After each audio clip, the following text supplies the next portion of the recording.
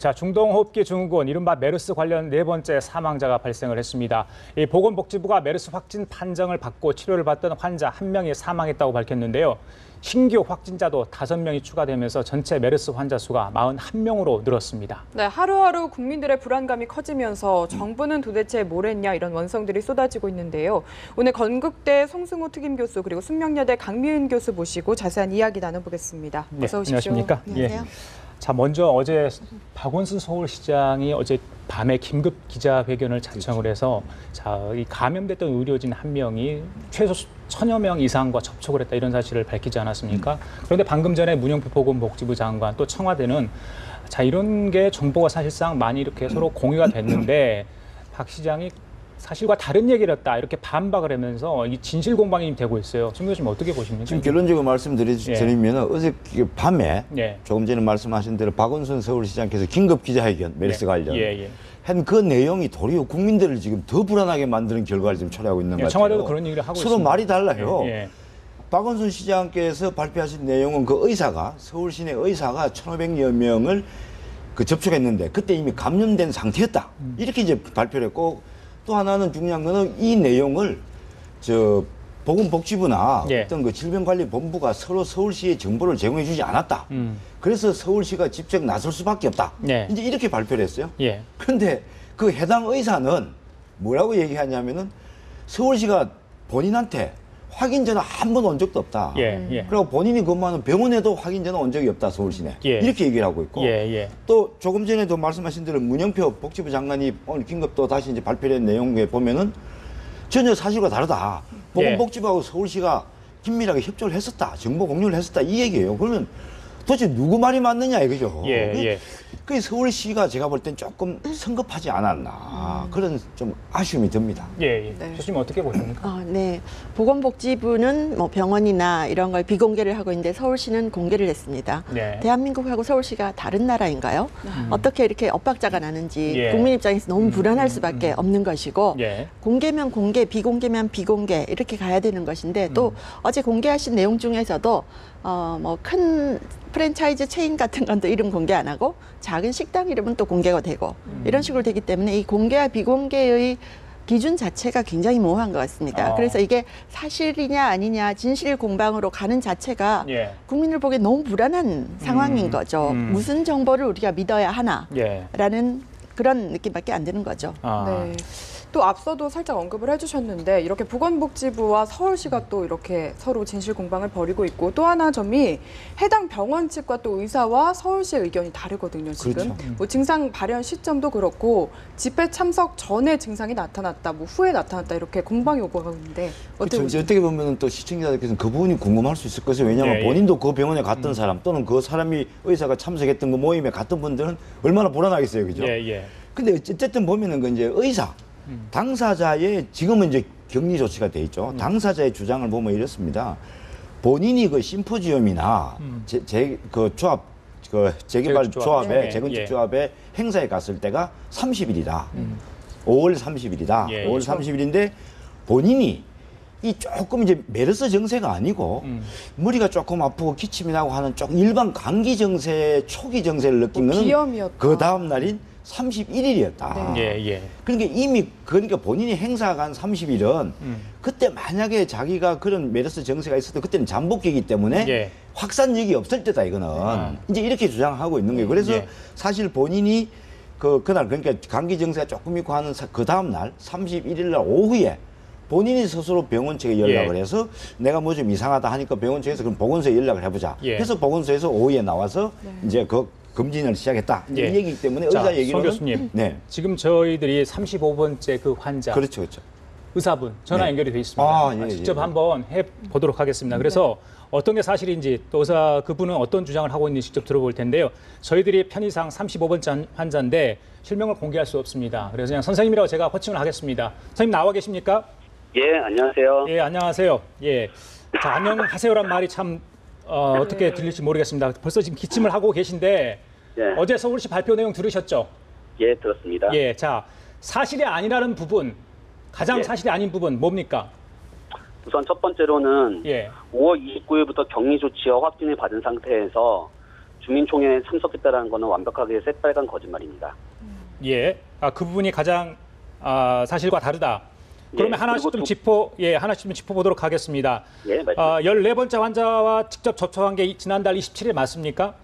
아니요, 직접 접촉하지는 않았습니다. 그러면 어떻게 14번째 환자와 접촉을 하시게 된 겁니까? 그러니까 저희 그 환자 중에 한 명이 예. 색전증으로 수술을 받아야 할 상황이 됐습니다. 예. 그래서 그 환자를 보기 위해서 응급실에 내려가서 초음파를 한 40분 정도 봤고요. 예. 나중에 알게 된 사실이지만 저희 그 환자가 예. 편의상 A라고 했습니다. 예. 그 A라는 환자가 14번째 환자와 그 밀접한 그 자리에 있었다고 그렇게 돼 있습니다. 예. 당시에는 저도 그 사람이 메르스 있는 환자가 옆에 있는지도 몰랐고요. 예. 전혀 증세도 없고 괜찮아서 29일, 30일 모두 다 저는 증세가 없었습니다. 예. 네. 그러니까 있는 증세라고 하는 거는 제가 원래 갖고 있었던 알레르기성 비염과 예. 가끔씩 일 많이 하고 나타나는 몸살 정도였는데요. 예. 지금 제가 메르스를 앓고 있기 때문에 예. 증세가 완전히 확연하게 틀린 겁니다. 그렇기 때문에 당시에는 메르스 증세가 없었다고 확실하게 말씀드릴 수 있을 것 같습니다. 예, 알겠습니다. 네. 그렇다면 29일 날 기침 등 가벼운 증상이 시작이 됐다. 이건 맞습니까? 아니요, 그전에도 있었어요. 예, 그렇다면 그때는 계속 진료를 하셨나요? 아니면 병원에서 근무를 하지 않으셨나요? 진료를 중단했습니까? 진료를 중단할 이유가 있으니까 저는 메르스 환자와 접촉한 사실이 없었는데요. 그 당시까지만. 예. 그럼 29일에는 계속 근무를 하신 거군요? 29일, 30일 모두 다 근무했고 있었습니다. 하지만 중요한 거는 이건데요. 예. 메르스는 증세가 나타나야지 감염성이 있습니다. 예. 그런데 제가 증세도 안 나타난 잠복기인데 예를 들어서 그게 감염을 일으킨다고 그러면은 그거는 되게 세계 학계적으로 되게 논란이 될 만한 내용이거든요. 예. 근데 지금 박원순 시장의 발표에 의하면은 제가 증세가 없었고 메르스 증세가 없었음에도 불구하고 감염력이 있다라고 주장하는 거고요. 예. 이거는 굉장한 시민 불안을 야기시킬 거라고 생각합니다. 예. 그래서 제가 다시 한번 말씀드리지만은 29, 30일까지 그리고 31일 오전까지도 확실하게 어떻게 보면은 메르스라고 말할 만한 증세가 제 몸에는 없었습니다. 그러면 메르스 의심 증상이라고 본인 스스로 느낀 게 30일 오후부터입니까? 31일 오전 11시경에 집에 갔을 때 그 당시에 오전 9시경에 회진을 돌려고 왔고요. 일요일이었습니다. 5월 31일은. 그렇기 때문에 5월 31일 날 일요일 날 제가 회진을 돌려고 갔고 그 당시에 저희 같이 있는 의사가 아까 A라는 환자가 14번 환자와 접촉돼서 격리 대상이 됐다는 얘기를 그제서야 들었습니다. 아, 그랬군요. 그래서 그때 혹시나 하는 마음으로 그 환자 차트를 다 뒤져봤어요. 그래서 제가 그 환자가 응급실에 있을 때 제가 거기서 초음파를 봤다라는 사실을 알게 됐습니다.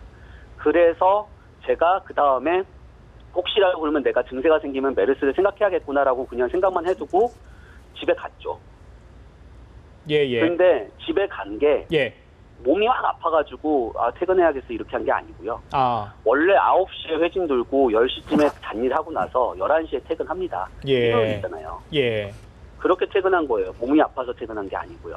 그리고 당시에 심포지움이 있었는데 심포지움은 등록만 하고 그냥 안 갔어요. 참석하지 않으셨나요? 아예 참석을 안 했습니다. 오전 30일 오전 9시부터 12시까지 진행된 대강당에서 열린 심포지움 참석하지 않으신 겁니까? 5월 31일 날 심포지움 참석 안 했습니다. 5월 31일 심포지움 참석하지 않으셨고요. 그렇게 된 겁니다. 그래서 제가 오전 11시에 집에 들어가서 좀 잤는데 자고 일어나니까 지금 메르스 증세가 나타나기 시작하는 거죠. 선생님 혹시 그 30일 저녁에 그 재건축 조합 총회 참석하셨잖아요. 30일입니다. 30일, 30일입니다. 그때는 의심 증세를 전혀 못 느끼셨잖아요. 없었습니다. 맞습니다. 자, 그때 참석했을 때 그 총회 참석한 분들과 악수를 나누거나 어떤 신체적 접촉을 하셨나요? 절대 없었죠. 저는 거기서 재건축 조합장도 아니고 솔직히 사람이 그렇게 많은 쪽에서 제가 뭘 하겠어요. 저는 일찍 와서 그냥 그 끝에 편한 자리 있지 않습니까? 구석 자리에 다리 털기 편한 자리에 거기 앉아가지고 조금 앉아 있다가요. 막 귀찮더라고요. 솔직히 사람 많으니까. 그래서 사람들 더 붐비기 전에 나와버렸어요. 그러면 31일 다음 날 오전에 이 본인이 메르스에 감염됐다 이런 증세를 느낀 게 어떤 증세형이 나타나기 시작한 겁니까? 그게 오후 2시경이었습니다. 그게 오전이 아니라 오후입니까? 오후입니다. 어떤 증세를 보였어요, 그러면? 기침, 가래, 몸살, 두통, 오한, 고열 이렇게요. 아, 일반적으로 메르스에서 나타날 수 있는 증상들이 다 동반이 된 건데. 예, 한 번에 동반이 됐죠. 예, 그렇다면 그 31일 날은 전혀 밖으로 나가지지 않았나요? 알기로는 이제 패스트푸드점에 아예 나가지를 않았고요. 제가 그 증세가 발현하자마자 바로 저희 감염관리실에 전화해서 지금 내가 이런 상황이고 메르스 환자 접촉 가능성이 있어서 내가 메르스인지 여부를 확인해야겠다. 그랬더니 알겠다고 하더니 30분 지나서 선생님 메르스 맞는 것 같고 보건소에 전화해서 일을 처리하십시오 이러더라고요. 그래서 제가 움직일까요 했더니 움직이지 말고 절대로 가만히 있으라고. 아예 안 움직이시는 게 나을 것 같다고 해서 그때부터 아예 움직이지 않고 집에서 가만히 있었습니다. 그러면 그날 심포지엄도 참석하지 않았고 패스트푸드점도 가지 않으셨고 계속 댁에만 계신 겁니까? 아니요. 패스트푸드점 11시에 가긴 했는데요. 그 당시엔 증세가 없었어요. 아, 오후부터 증세가 있었기 때문에 11시까지는 그렇죠. 증세가 없었다. 아, 그러면 지금 이제 격리된 건 오후 9시 40분이 맞습니까? 아니요. 오후 3시부터 제가 스스로 격리했다니까요. 그러니까 자가 격리하시고요. 그 확진 판정은 다음 날 받으셨잖아요. 다다음 날입니다. 아, 일일이 아닙니까?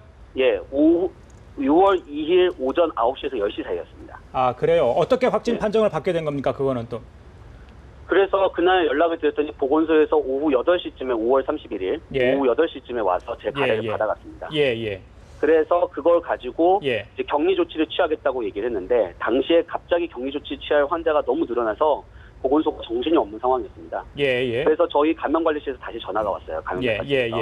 지금 상황 어떻습니까? 해서 여차여차해서 지금 그쪽에서 찾아보고 있는 중이다. 그랬더니 저희 병원에서 그러면은 저희가 격리실을 만들어 드릴 테니까 저희 병원으로 오세요 하면서 지침을 알려주더라고요. N95 마스크 쓰고 쉴딩하고 온몸 다 감싸 안고 그러고 들어오셔야 합니다. 그리고 환자 절대로 아무도 안 만나야 하고 올 때도 차 같은 것도 문을 빠른 속도로 달아서 에어본이나 뭐 아니면은 그 비말이 밖으로 나가지 못하게 하시는 게 제일 중요합니다. 그래서 그 설명에 따라서 그 프로토콜에 따라서 안전하게 움직였습니다.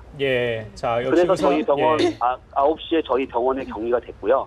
그 이유가 제가 오후 3시에 자가 격리한 이후로 아무도 안 만났어요. 아, 그래요? 가족들과 접촉 전혀 안 하셨고요. 저희 아내랑 같이 있었는데요. 그래서 저희 아내는 나중에 다시 격리돼서 음성인가 양성인가 확인했고요. 지금 음성 판정 나와서 자가 격리 12일간 또 하고 있는 중입니다. 아, 그래요? 알겠습니다. 지금 일단 박원순 시장이 선생님과 정반대되는 이야기를 했는데 이 박 시장에 대해서는 어떻게 뭐 대응 조치를 하실 그런 생각을 벌써 지금 갖고 계신지 그것도 궁금합니다. 솔직하게 사실 제가 이렇게 얘기를 하기 시작한 거는요. 사실 지금 박원순 시장님이 말한 거는 너무 우리 국민들을 불안하게 만드는 점이라서 그리고 또 개인의 의사로서 너무나 개념 없는 의사가 이 나라를 지키고 있다는 생각을 국민들에게 주는 게 정말 아니라고 생각했거든요. 저희는 정말 열심히 환자를 보호하고 싶어하고 저희 병원도 마찬가지고요. 저희 의사들은 메르스 확산 안 되게 하려고 노력을 많이 하고 있는 상황인데 그게 아닌 것처럼 얘기를 하는 거는 아니라고 생각해서 제가 얘기를 한 거고요. 우선 뭐 박 시장님이 하시는 거에 대해서는 잘못된 부분을 그냥 밝혀주시기만 한다면은 뭐 더 이상 저희가 바랄 게 있겠습니까? 그냥 단순히 정말 의사로서 국민들이 안전하고 좀 불안해하지 않는 그런 상황에서 저기 메르스에 대해서도 잘 치료받았던 게 제 개인적인 바람입니다. 그래서 저도 제 자신을 그렇게 열심히 움직였고 그게 안 퍼지게 하려고 노력을 했거든요. 그런 거에 대해서 만약에 잘못하셨다면은 그거를 명확하게 알려주셨으면 하는 게 저희 바람입니다. 지금 3차 감염자신데 지금 현재 체온이 몇 도 정도 돼요? 지금은 좀 내렸는데요. 어제도 39도까지 올라갔다가 지금 한 37도입니다. 지금 기침도 하고 계시는데 불안하지 않으십니까 혹시? 불안 안 하거든요. 왜냐면은 이 메르스는 어차피 건강한 사람 언더라인 디지즈니까 어떤 기저질환이 없는 분들에게는 크게 문제를 일으키지 않습니다. 그러니까 의사로서 너무 메르스에 대해서 걱정하실 필요는 없다라는 게 제 개인적인 의견이라고 말씀드리고 싶고요. 혹시 선생님 이번 메르스 사태가 터진 이후에 병원에서 어떤 교육을 하거나 또 조심해 달라 이런 이야기 뭐 교육 받으신 게 있어요? 뭐 기본적으로 가지고 있는 게 있는데 메르스에 대해서 저희가 그 메르스가 터지고 난 게 시점이 굉장히 짧은 시기였기 때문에 그거를 준비하고 있다라는 얘기까지는 들었습니다. 그래서 제가 그때 격리 조치 되고 나서 그 다음날 싹 다 퍼졌다고 얘기 들었거든요. 그 무슨 종이짝 같은 게 있더라고 애들을 보니까 교육이 다 실시되고요. 그렇게 된 거 봤습니다. 알겠습니다. 선생님 지금 저희 스튜디오에 그 교수분 두 분이 나와 계십니다. 패널로. 그래서 선생님한테 좀 여쭤보고 싶은 게 있을 것 같아요. 질문에 답해 주실 수 있으시죠? 교수님. 예, 선생님. 예, 안녕하십니까. 예, 고생 많으신데요. 예. 그 본인 스스로가 이제 의사신데 예, 교수님. 지금 본인 치료는 어떻게 하고 계시나요? 어떤 방식으로? 대증치료입니다. 컨저버티브하게 하고 물론 뭐 페기엔터페론이라든지 아니면 리바부딘 가지고 사용했던 게 2014년 란셋지에 그렇게 발표되긴 했는데 레트로스펙티브고 44명 대상으로 한 거라서 이게 확실한 효과가 있는지 여부에 대해서는 또 증명이 안 되는 상황에서 항바이러스제는 의미가 없다고 생각하고요. 네. 저 같은 경우에는 지금 기침, 가래, 몸살, 오한이 되게 심하긴 하지만은 어떻게 체스트의 변화라든지 아니면은 어떤 랩의 변화가 심하게 나타나고 있는 상황이 아니라서 그냥 단순하게 서포티브 케어를 하고 있는 중이고요. 이러면서 좋아질 거라고 저도 믿고 있습니다. 아, 단순히 이렇게 보조적인 방법을 써도 되는 겁니까? 예, 충분한 걸로 알고 있습니다. 만약에 언더라인 디지즈가 있는 뉴모니아 환자라든지 아니면 신부전 환자 이런 어떤 기저질환이 있는 분들은 만약 슈퍼 인펙션이 됐을 때 굉장히 위험할 수가 있습니다. 지금 선생님 뭐 폐렴이나 다른 기저질환이 전혀 없는 거죠? 예, 아니 물론 알레르기성 비염이 있습니다. 예. 비염 정도가 가지고 계시고. 자, 강 교수님 뭐 혹시 궁금한 거 있습니까? 네, 지금 그러면 선생님이 3차 감염자가 되시는 거잖아요. 근데 보건복지부에서는 지금 3차 감염자라는 말을 쓰지 않고 있습니다. 병원 내 감염 혹은 지역사회 감염 이렇게 얘기를 하고 있는데 선생님 보시기에 병원 내 감염이 지역사회 감염으로 나타날 위험성이 어느 정도 되신다고 보시는지요? 진짜 모르겠네요. 왜냐하면 제가 메르스 전문가가 아니기 때문에 그 부분에 대해서는 제가 뭐라고 말씀 못 드리겠습니다. 예, 그래요?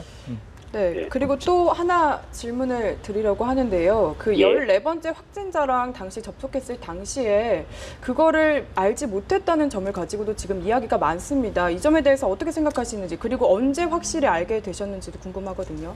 예, 사실 5월 27일 날 14번째 접촉자와 접촉을 했다고 그러는데요. 재미있는 얘기를 해드리면 저는 그 환자를 아예 보지도 않았습니다. 가까이 그러니까 근처에 있었다 이런 이야기가 있더라고요. 가까이 있었다라는 거에 저희 그냥 추측인 거고요. 그러니까 저는 그 환자를 본 적이 없으니까 당연히 그 환자에 대해서 그 환자가 무슨 일이 생겼다 하더라도 제가 의심할 이유는 없는 거죠. 그리고 그거를 알게 된 것도 제가 다시 한번 말씀드리지만은 5월 31일 오전 9시에 회진을 돌면서 저희 환자가 그 환자와 밀접한 접촉이 있어서 격리가 됐습니다라는 얘기를 듣고 제가 차트를 찾아보고 알게 된 겁니다. 그렇다면 선생님 스스로 감염 경로를 추정하신다면 어떻게 좀 감염이 됐다고 보세요? 잘 모르겠어요, 솔직히. 비말 감염이니까 그냥 제 핸드폰이나 아니면 옆에 있던 이런 거에 뭐라고 그러죠, 저희가? 그런 왜 있지 않습니까? 가드레일 같은 거. 그런 거, 난간 같은 거에 그런 거에 붙어 있었던 걸 제가 모르고 만졌다가 그러고 나서 제가 눈을 비볐거나 아니면은 코를 만졌거나 그러지 않았을까요? 제가 생각하는 감염 경우는 그겁니다. 그러면 선생님 저 하나만 더 여쭙게요. 그 선생님께서 본격적인 증상이 이제 나타나기 시작한 게 31일 오전인데 그러면 그 전날 오후입니다. 오후. 오후인데 그 전날 선생님께서 참석하신 그 30일 날 참석하신 그 심포지엄이나 조합 행사에 참석한 다른 분들은 최소한 선생님으로서는 어떤 그 피해가 없다고 그렇게 안심해도 되나요? 예, 맞습니다. 왜 그러냐면은요. 첫 번째로는 만약 그때 감염 증세가 있었다면은 저희 아내가 저랑 그때 계속 붙어 있었거든요. 같이 가신 거군요. 5월 27일, 5월 29일 그리고 다른 사람이랑 얘기를 전혀 안 한 상태에서 제 아내랑은 얘기를 계속 했어요. 그렇다면은 만약에 그때 감염 감염성이 있다면은 저희 아내가 제일 먼저 발병해야 하지 않을까요? 그런데 지금 저희 아내는 음성 나왔고 현재까지 증세 전혀 없습니다. 격리되어 있는 것뿐이고요. 그리고 또 한 가지 확실하게 말씀드리고 싶은 거는 그날 심포지움에도 저희가 1시간 정도 있었는데 그 1시간 동안 아침에는 원래 심포지움에 사람이 좀 없습니다. 그래서 사람 없는 자리에 앉아서 저 혼자 있었고요. 그러고 나서 나갔기 때문에 다른 사람이랑 접촉된 경우가 거의 최소한이었고요. 두 번째로는 제가 아까 말씀드렸듯이 조합 모임에서도 맨 끝에 숨어가지고 편하게 앉아 있었거든요. 그리고 빠른 속도로 나갔기 때문에 실질적으로 다른 분들한테 감염이 될 만한 가능성도 떨어지고요. 그 다음에 제 자신도 지금 저희 아내가 감염이 안 된 것처럼 감염성이 없다고 봅니다. 그래서 되도록이면은 말씀드리고 싶은 거는 이 부분 때문에 굉장히 불안해하실 것 같아요. 제가 봐도 저도 어제 되게 불안했거든요. 근데 불안해하지 않으셔도 된다는 게 의사로서의 개인적인 속입니다. 알겠습니다. 어제 서울시 발표와 많은 점이 틀린데 선생님, 그 서울시가 이런 정보를 얻기 위해서 선생님께 직접 간접적으로 연락을 한 적이 있습니까? 없습니다. 아, 전혀 없는데 서울시는 그렇다면 어제 저녁에 그런 발표를 한 겁니까? 맞습니다. 저희 병원에도 확인하지 않았습니다. 아, 병원 측에 전혀 확인을 하지 않았답니까? 예, 병원 측에 확인도 안 했고 예. 저한테도 확인 안 했고 그냥 개인적으로 일방적으로 발표를 했습니다. 예. 그렇다면 이 서울시의 태도에 대해서도 하신 말씀이 있을 것 같아요. 이런 정말 좀 엄중한 상황인데 사실도 확인 안 한 채 이런 정보를 공개를 했다. 예. 어떻게 보세요? 그거는 굉장히 무책임한 행동이라고 생각하고요. 예. 다만 저희가 걱정되는 거는 저희 나라 의사들은 정말 열심히 다해서 메르스를 막고 있습니다, 진짜. 예, 예. 그런데 그런 거에 대해서 불안감을 조장한 게 정말 잘못됐다고 생각하고요. 예. 국민 여러분이 저희 어떻게 보면은 의사들이 정말 최선을 다해서 막고 있다는 걸 믿어줬으면 좋겠고, 예. 저 개인 의사로서도 할 수만 있다면은 제 자신이 격리시켜서라도 그런 걸 막을 준비가 돼 있는 게 예. 한국의 의사 선생님들이라고 생각해 주셨으면 감사하겠습니다. 그래요, 선생님. 지금 선생님을 포함해서 6분의 의료진이 감염된 상태거든요. 근데 국민들은 자, 의료진이라면 굉장한 의학 지식을 가진 분인데 어떻게 이번 사태에 이렇게 노출이 돼 있을까? 그 부분에서 의아해하는 분들이 굉장히 많습니다. 네. 저도 마찬가지예요. 예, 어떻게 걸렸지? 예, 예. 네. 그 자체적으로 정보가 전혀 공유가 안 되는 건가요? 예? 정보는 전혀 공유가 안 되는 건지 지금 계속 편찮으신데 여쭤보게 됐는데요. 예, 예. 병원 내부에서 이 네. 메르스 사태에 대한 어떤 각종 정보들이 실시간으로 공유가 되지 않고 있는 겁니까, 그러면? 저는 받을 수가 없죠. 왜냐면은 저는 격리가 됐으니까요. 아, 격리 이전의 말씀 상황을 이야기 드리는 겁니다. 예. 감염내과 격리 의료진은 이전은- 물론 조심을 하겠지만 예. 다른 탁과 의사분들도 이런 거에 대한 정보를 좀 기본적으로 가지고 있어야지 응급실이랄지 이런 걸 좀 대응을 할 수 있을 것 같은데 예. 전혀 정보가 갖고 있는 공유되지 걸로 않은 알고 건지. 있습니다. 그러니까 저희가 의사가 3,000명, 4,000명 이상이 되는 저희 조직이거든요. 예, 예. 그렇기 때문에 모든 의사를 모아놓고 한 번에 교육을 할 수 있는 건 아니지 않습니까? 예, 예. 그래서 중점이 되는 응급의학과나 아니면 감염내과 그리고 그와 연관된 과들에게는 아마 제가 교육이 들어간 걸로 알고 있고요. 예. 제가 알기로는 저희 병원이 이번 사태가 있었을 때 되게 예. 발빠르게 전부 다 격리 조치를 하고 문제 예. 없게 만들었습니다. 알겠습니다. 정말 그렇게 움직였던 거는 좀 믿어주셔도 고마울 것 같아요. 예, 예. 지금 네. 계속 기침을 하고 있기 때문에 많은 시간을 저희 할애할 수 없을 것 같은데 몇 가지만 더 여쭤볼게요.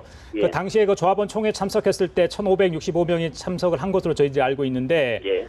그때는 뭐 메르스 사태가 크게 뭐 고조될 것이라는 우려는 없었습니다만 지금 이제 시간이 지날수록 많은 분들이 지금 사망을 하고 있고 감염자가 늘고 있습니다. 당시 예. 조합원 총회 분위기는 어땠습니까? 혹시 뭐 마스크를 쓰고 갔거나 그 부분에 대해서 걱정하는 분들이 있던가요? 전혀 없으시던데요. 예, 그런 걸 전혀 감지할 정도로 못 느끼셨습니까? 그러면? 예, 뭐 그런 분위기 없었고요. 예, 예. 뭐 저도 거의 얘기를 안 하고 지나다녔으니까요. 거기서 사인도 안 했으니까요. 예. 네, 그리고 또 증상에 대해서 여쭤보고 싶은데요. 보통 예, 말씀해 통설로는 3차 감염자는 좀 전염력도 약하고 증상도 강하지 않다. 이렇게 지금 알려지고 있습니다. 그래서 지금 좀 괜찮으신 건 아닌지 이 점도 궁금하거든요. 그것까지는 제가 잘 모르겠지만은 제가 개인적으로 몸살은 근육량이 많은 사람들이 더 심하다는 걸로 알고 있습니다. 그래서 제가 아무래도 성인이고 그러다 보니까 몸살이 좀 더 잘 나는 것 같고요. 예. 근데 그 통증의 양상이 진짜 너무 틀리거든요. 예, 예. 그래서 그래서 제가 다른 일반 몸살과 메르스 몸살은 틀리다고 합니다. 그래서 예. 환자분들도 만약에 본인이 몸살 증세가 예전과 틀리게 정말 심한, 그러니까 주변에서 그런 증세가 나타나는 것 같다고 그러면은 예. 한 번쯤, 그리고 또 메르스 환자와 접촉했던 어떤 그런 경력을 의심할 수 있는 상황이다 그러면 꼭 검사를 받아보시는 게 좋을 것 같아요. 지금 병원에서 격리된 상태시죠? 예, 그렇습니다. 예, 1인실이십니까? 지금 혼자 계시는 거예요? 아니요, 2인실이고요. 예, 그러면 옆에 계신 분은 어떤 분이에요? 그분은 근데 이거 개인 정보라서 제가 공개하기는 좀 그런데요. 예, 그분도 감염된 분이에요? 예, 메르스 환자분이시죠, 당연히. 예, 자, 이러시는데 이게 그 음압병상 아시죠? 예, 음압병상인데. 아, 예, 공기 차단해주는. 예. 예, 지금 뭐 의료진들은 어떻게 지금 치료를 하고 있습니까? 그분들 진료하신 분들도 걱정이 좀 있을 것 같은데. 굉장히 환자분 상태 좋아졌고요. 이분도 조만간 퇴원할 것 같아요. 네. 네, 마지막으로 좀 국민분들께 하고 싶은 이야기 있으면 해주시고 전화 예. 마치도록 하겠습니다. 예, 사실 어찌됐든 간에 제 개인적으로는 열심을 다해서 메르스가 확산되는 걸 막으려고 노력을 많이 했습니다. 그거를 오해하지 않았으면 좋으셨겠고요. 예. 두 번째로는 저가 증세가 없었을 때 주민총회와 그리고 심포지움에 참석했던 거고요. 예. 그리고 그 심포지움조차도 제가 잠깐 있다가 갔고, 그 다음에 주민총회에서도 잠깐 있다가 간 거기 때문에 예. 감염성에 대해서는 걱정을 안 하셔도 될 거라고 생각합니다. 예. 그래서 원건대 지금 제가 보기에는 우리 어쨌든 간에 의사들과 열심을 다해서 좀 막으려고 노력하고 있으니까 예. 불안감 가중하지 마시고 예. 잘 컨트롤 될 수 있도록 예. 좀 의료진들을 믿어주시고 예. 그렇게 일을 좀 처리해 나갔으면 참 감사하겠습니다. 알겠습니다. 너무 걱정하지 말라고 하는 게, 그리고 너무 확산될까 봐 걱정 안 하셔도 된다는 게 예. 제 개인적인 바람입니다. 알겠습니다. 자, 몸 상태 굉장히 불편하실 텐데 이렇게 인터뷰 응해 주셔서 굉장히 감사합니다. 쾌차하시길 빌겠습니다. 예, 감사합니다. 네, 고맙습니다. 예. 자, 대담을 좀 이어가 보도록 하겠습니다. 지금 저희들이 35번째 감염자입니다. 의료진인데 어제 이제 서울시 박원순 시장이 이분이 최소 1000여 명 이상과 접촉을 했다, 이런 이야기를 발표를 하면서 굉장히 논란이 됐고, 직접 저희들이 전화를 연결해서 해명을 좀 들었고, 두 분도 직접 저분과 질의응답을 좀 주고받았는데 참 말이 좀 너무 틀립니다, 교수님. 우선은 제일 중요한 부분은 이 부분부터 정리를 좀 해야 될 것 같아요. 자, 저분이 의사분께서 이제 만났던 조합원 총회라는 심포지엄에서 만났던 그분들에게 감염 위험이 있느냐 없느냐부터 좀 잘 명확하게 해야 될 것 같아요. 서울시는 감염 위험이 있다고 이제 본 것 같아요. 그래서 서울시 어저께 긴급 그 박원순 시장 기자회견 내용에 보면은 그 1,500명 중에서 조합원 총회에 참석했던 분들의 명단을 가지고 일일이 연락을 하고 있다. 예. 본인들에게 통보하기도 하고 본인들 스스로 자가 격리를 해달라고 요청도 하고 있다. 그럼 그 요청을 받은 분들은 지금 얼마나 불안하겠어요. 그렇죠. 네. 근데 또 저분 이제 당사자인 의사 선생님은 그 당시에는 내가 그 정세가 없었기 때문에 설령 나와 접촉이 있었더라도 그건 문제가 없다. 전이가 안 된다. 그리고 본인 스스로도 악수도 난 그때 한 적이 없다. 그렇죠. 이제 이렇게 말씀하시는 거잖아요. 그렇다면 그분 이 부분부터 빨리 보건당국이나 서울시가 명확하게 빨리 해줘야 될 것 같아요. 그 부분이 굉장히 중요한 게, 이분은 1,500명 이분들이 만약에 지금 자가격리 상태에서 풀려나서 만약에 사람을 만나면 삽시간에 서울시에 이게 확산될 우려가 있잖아요. 그러니까 서울 시민들 전체가 불안한단 말이죠, 지금. 그러니까 이 부분부터 빨리 결론을 내줬으면 좋겠다. 그게 가장 우선시돼야 될 것 같아요. 네, 이 메르스 병이 참 아이러니한 것이 환자는 피해자입니다. 그런데 환자가 동시에 가해자가 될 수도 있는 이런 생각을 갖고 있기 때문에 지금 이 의사 선생님도 내가 무책임한 의사가 아니다, 개념 없는 의사가 아니다, 이걸 이제 주장을 하시면서 화가 많이 나셨겠죠. 만일 사실 확인을 안 한 상태에서 박원순 시장이 그렇게 발표를 하셨다면 본인으로서는 상당히 명예가 훼손된 거기 때문에 화가 났을 텐데, 아까도 또 여쭤봤지만 중요한 것이 3차 감염자가 병을 옮기는 속도가 얼마나 빠른가, 얼마나 전파력이 생각하잖아요. 이때까지 보건복지부에서는 3차 감염자는 병을 그렇게 옮길 힘이 별로 없다, 이렇게 얘기를 했었는데, 지금 3차 감염자인 대전의 80대 남성이 사망을 했지 않습니까? 그런 걸 볼 때 국민들의 신뢰가 더 땅에 떨어지지 않을까라는 생각이 듭니다. 지금까지 보건복지부가 계속 발표했던 것들이 계속 틀려지고 있어요. 처음에 전염력이 낮다 했는데 전염력이 굉장히 빨랐습니다. 그래서 심지어는 뭐 낙타가 중동에서 메르스 걸려서 들어와도 이렇게 빨리 번지진 않을 거다, 이런 얘기까지 나올 정도로 전염력이 빠른 상태 아닙니까? 3차 감염 없다고 했는데 3차 감염 나왔죠. 그때부터는 보건복지부가 3차 감염 얘기를 안 합니다. 그냥 병원 내 감염, 지역사회 전파는 없다, 이렇게 하는데, 사람들이 지역사회 전파는 정말 없을까? 불안해할 수밖에 없는 거죠. 그래서 우리가 의료 선진국이라고 얘기했는데 지금 이런 사태가 딱 터지고 보니까 보건 후진국이에요. 그래서 메르스를 지금 수출하는 나라라는 그런 오명까지 쓰게 됐는데, 저는 이렇게 생각이 돼요. 국가의 권력, 국가 권력의 요건이라면 국민을 보호하는 겁니다. 국민을 보호하는 강력한 힘을 가져야 되는데, 지금 보건당국이 너무나 허둥지둥하면서 잘못 대응을 해왔기 때문에 호미로 막을 수 있었던 것을 이제는 가래로도 못 막는 상황이 돼버린 거죠. 지금 인터넷 댓글 들어가 보세요. 국민 분노 폭발입니다. 그래서 병을 못 막은 죄도 있지만 두 번째 죄는 저는 소통을 잘못한 죄라고 생각을 합니다. 교수님께서도 저희가 알겠지만 커뮤니케이션 전공이시잖아요. 헬스 커뮤니케이션이라는 게 있는 거 알고 있습니다. 환자, 의사, 지역사회, 정부, 이게 유기적으로 좀 소통이 돼야 되는 거 아닙니까? 네. 특히 이런 긴급한 상황에서. 예, 커뮤니케이션 분야 중에 헬스 커뮤니케이션이 굉장히 큰 분야입니다. 그리고 미국에서 NIH라고 해서 National Institute for Health라고 해서 거기서 굉장히 많은 연구 기금을 줘서 이 이제 전염병이 있을 때 어떤 식으로 커뮤니케이션을 해야 되는가에 대해서도 굉장히 조사를 하고 분석을 하고 연구를 하고 있거든요. 저는 이번 사태에서 정부가 유언비어를 잡겠다, 괴담을 잡겠다, 그 카드 정말 잘못 쓴 카드라고 생각합니다. 그래. 왜냐하면 일을 제대로 잘하고 나서 유언비어를 잡겠다 이러면 국민들이 공감을 해요. 근데 일을 제대로 못하고 초반에 초동 대처를 못해서 이렇게 일을 키워놓고 유언비어부터 잡겠다, 이건 잘못된 카드를 쓴 겁니다. 제가 이런 말씀 드리고 싶어요. 불필요한 불안 가질 필요 없다, 정부에서 계속 얘기하잖아요. 근데 불필요한 불안은 어디서 나오느냐? 불투명한 정보에서 나옵니다. 그래서 헬스 커뮤니케이션에서 기본은요, 모든 정보를 투명하게 공개를 하는 겁니다. 공개를 하고 실수를 인정하고 실수를 개선할 때 국민들이 신뢰를 가질 수 있는 것이지, 그렇지 않고 불투명한 정보 속에서는 사람들이 괴담을 만들려고 만드는 게 아니죠. 자기 보호를 하고 싶은 본능의 발현 아닙니까? 그리고 그 사람들이 사악해서 무슨 병원 명단을 옮기고 이런 게 아니잖아요.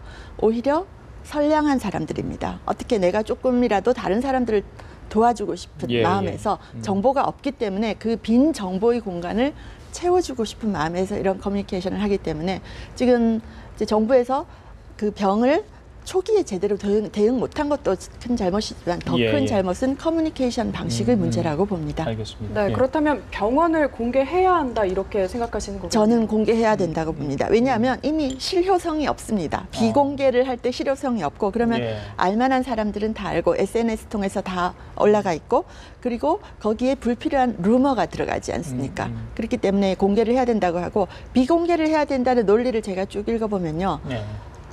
논리는 분명 있죠. 거기에 뭐 불필요한 오해나 혼란을 막겠다라는 논리는 있는데, 그것이 가져올 파장이 공개할 때보다 비공개할 때 파장이 더 크다고 생각이 듭니다. 공개, 비공개 답은 이미 나와 있는 것 같아요. 조금 전에 우리 전화 인터뷰한 의사 선생님, 저분과의 인터뷰 과정에서 저는 공개를 해야 되냐, 계속 비공개해야 되냐가 답이 나왔다 결론해요. 왜냐하면 공개해야 됩니다.